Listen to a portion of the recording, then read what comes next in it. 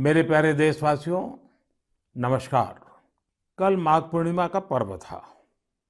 माघ का महीना विशेष रूप से नदियों, सरोवरों और जल स्रोतों से जुड़ा हुआ माना जाता है। हमारे शास्त्रों में कहा गया है, माघे निमग्ना सलिले सुशीते विमुक्त पापा त्रिदिवम प्रयान्ति। अर्थात माघ महीने में किसी भी पवित्र जलाशय में स्नान को पवित्र माना जाता है। दुनिया के हर समाज में नदी के साथ जुड़ी हुई कोई न कोई परंपरा होती ही है। नदी तट पर अनेक सभ्यताएं भी विकसित हुई हैं। हमारी संस्कृति क्योंकि हजारों वर्ष पुरानी है, इसलिए इसका विस्तार हमारे यहाँ और ज्यादा मिलता है।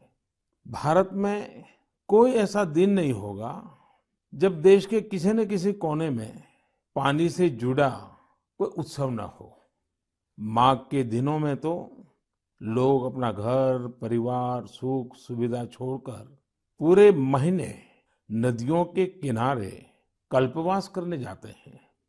इस बार हरिद्वार में कुंभ भी हो रहा है। जल हमारे लिए जीवन भी है, आस्था भी है और विकास की धारा भी है। पानी एक तरह से पारस से भी ज्यादा महत्वपूर्ण है। कहा जाता है, पारस के स्पर्श से लोहा सोने में परिवर्तित हो जाता है।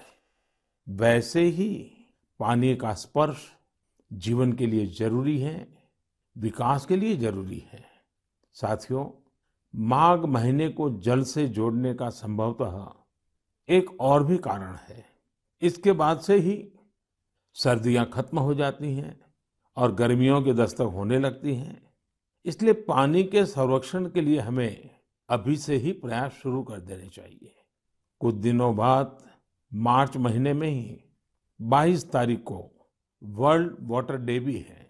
मुझे यूपी की आराध्या जी ने लिखा है कि दुनिया में करोड़ों लोग अपने जीवन का बहुत बड़ा हिस्सा पानी की कमी को पूरा करने में ही लगा देते हैं।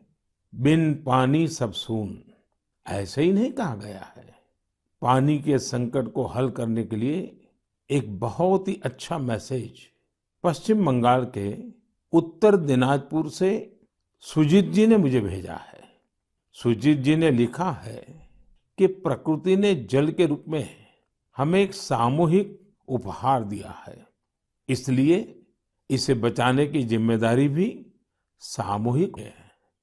ये बात सही है। जैसे सामूहिक उपहार है, वैसे ही सामूहिक उत्तरदायित्व भी है। सुजीत जी की बात बिल्कुल सही है।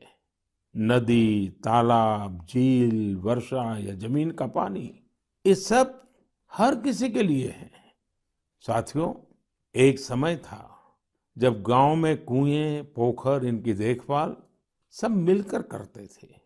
अब ऐसा ही एक प्रयास तमिलनाडु के तिरुवन्नामलाई में हो रहा है। यहाँ स्थानीय लोगों ने अपने कुओं को संरक्षित करने के लिए अभियान चलाया हुआ है।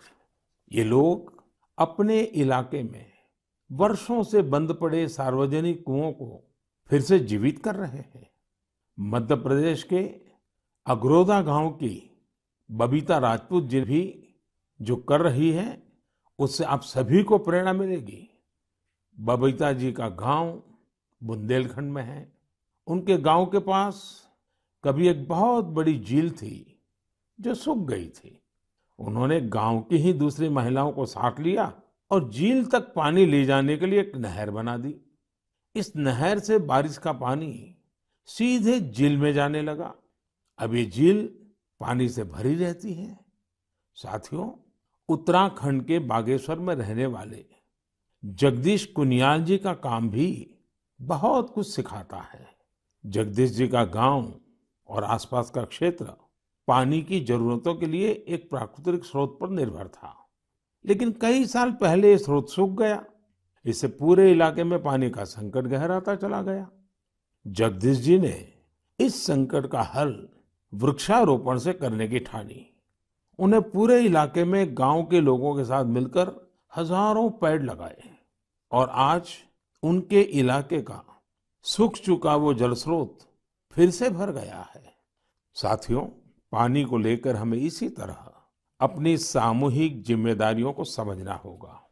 भारत के ज्यादातर हिस्सों में मई जून में बारिश शुरू होती है। क्या हम अभी से अपने आसपास के जल स्रोतों की सफाई के लिए, वर्षा जल के संचयन के लिए 100 दिन का कोई अभियान शुरू कर सकते हैं?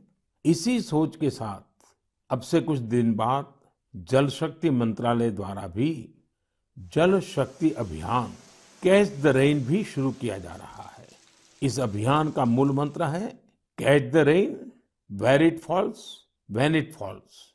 हम अभी से जुटेंगे, हम पहले से जो रेन वाटर हार्वेस्टिंग सिस्टम है उन्हें दुरुस्त करवा लेंगे, गांवों में, तालाबों में, पोखरों की सफाई करवा लेंगे, जल स्रोतों तक जा रहे पानी के रास्ते की रुकावटें दूर कर लेंगे, तो ज्यादा से ज्यादा वर्षा जल का संचयन कर पाएंगे।